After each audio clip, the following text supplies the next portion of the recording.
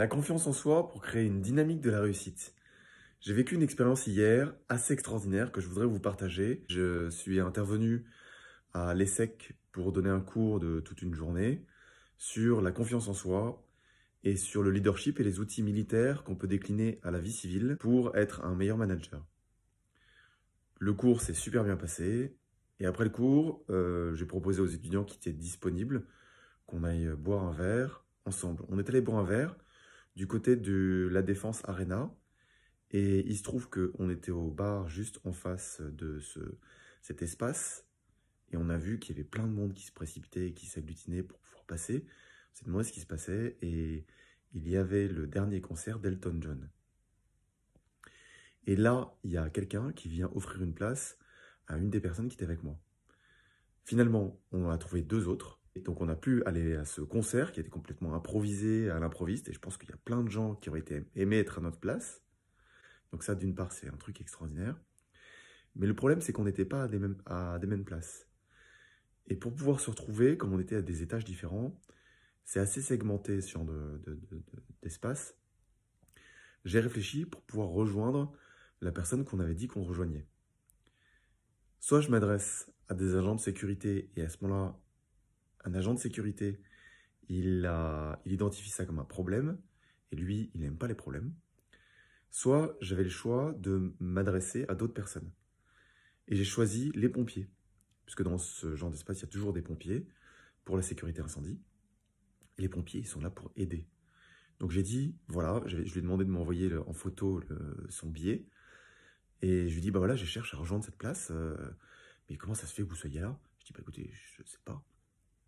Et finalement, ils m'ont fait passer par toutes les coulisses pour que je rejoigne la place. Donc c'était déjà une première réussite. Et ensuite, on avait récupéré les places au niveau du bar dans lequel on était, où les gens avaient donné au serveur 2 places, et nous, ils nous les avaient revendues. Bon, au quart du prix, donc c'était vraiment pas cher. Et j'avais dit, ok, je veux bien, mais vous gardez nos affaires. Donc on a laissé nos affaires au bar. Et quand on est revenu, je vous propose, on va tenter, on va récupérer nos affaires, et on va demander les 3 bières qui vont avec. Donc j'arrive. Je demande les affaires, je dis, je peux avoir aussi les 3 bières, s'il vous plaît? Il me dit, comment ça, les 3 bières? Ben, je dis, on est venu récupérer les places, et là on vient récupérer les bières. Et finalement, ils nous ont donné les 3 bières qui allaient avec. Et donc on a eu, pour le même prix, enfin pour le quart du prix des places, un truc qui était plutôt une super opportunité.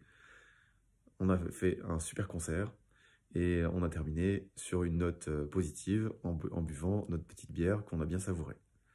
Voilà, tout ça pour dire quoi? C'est qu'il y a un adage que j'aime beaucoup, qui est une des devises d'un régiment prestigieux de l'armée française, c'est « qui ose gagne ». Il y a un autre adage qui dit aussi « les cons, ça ose tous, c'est à ça qu'on les reconnaît ». Mais en fait, en vrai, dans la vie, il faut être un peu con. Et il faut oser, et il faut y aller. Et le pire qui puisse arriver, c'est qu'on vous dise non, ou que ça marche pas. Mais dans ces cas-là, il faut insister une fois, il faut insister 2 fois, et puis sans doute que ça va marcher. Moi, comment je fonctionne? Je fonctionne par défi. Je me lance des défis.